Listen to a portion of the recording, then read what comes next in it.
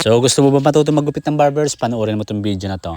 So eto nga, meron pumunta dito sa akin. Magpapagupit daw siya ng barbers kasi nga graduation nila, moving up pala nila.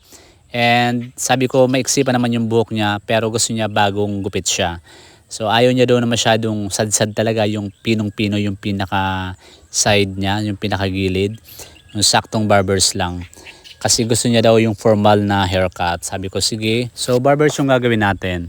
So mga kabarbers, gusto ko lang malaman nyo na kung gusto nyo matuto maggupit, kailangan pag-aralan nyo muna yung gupit na barbers.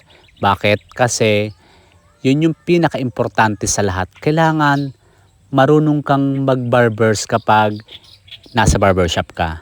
Kasi yung barbers na gupit ay hindi yan nawawala sa barbershop. Araw-araw, ang dami nagpapagupit na ganyan. Lalo na sa mga estudyante, sa mga bata.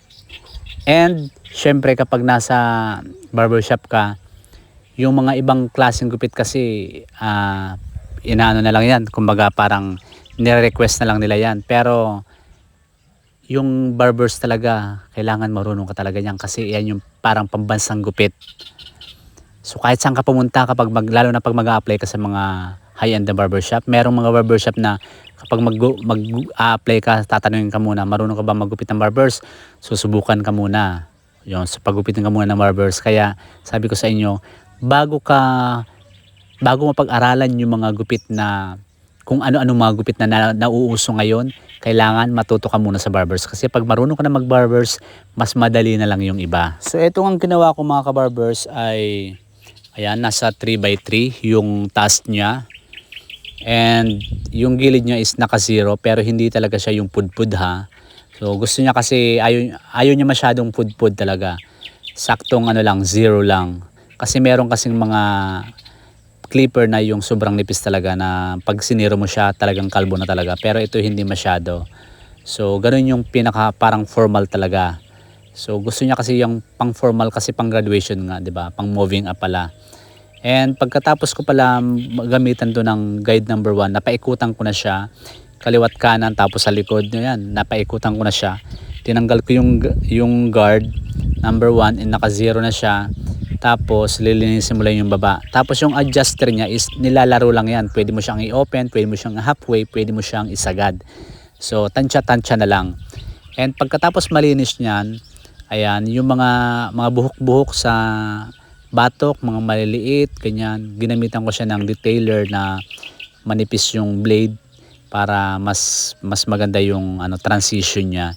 Pino habang umaakyat, yan, medyo pakapal.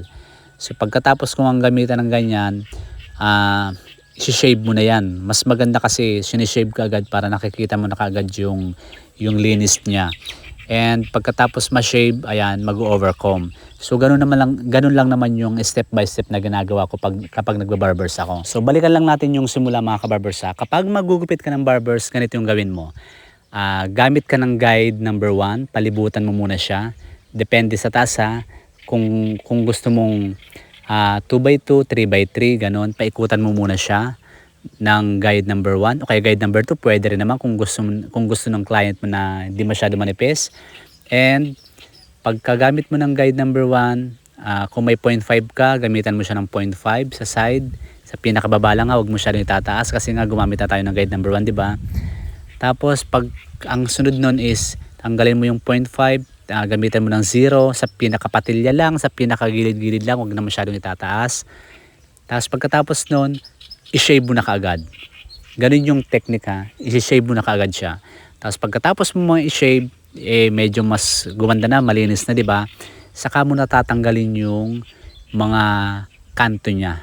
Yung mga, 'di ba? Kasi kapag gumamit ka ng guide number 1, talagang may kanto pa 'yan. Tapos saka ka mag-overcomb.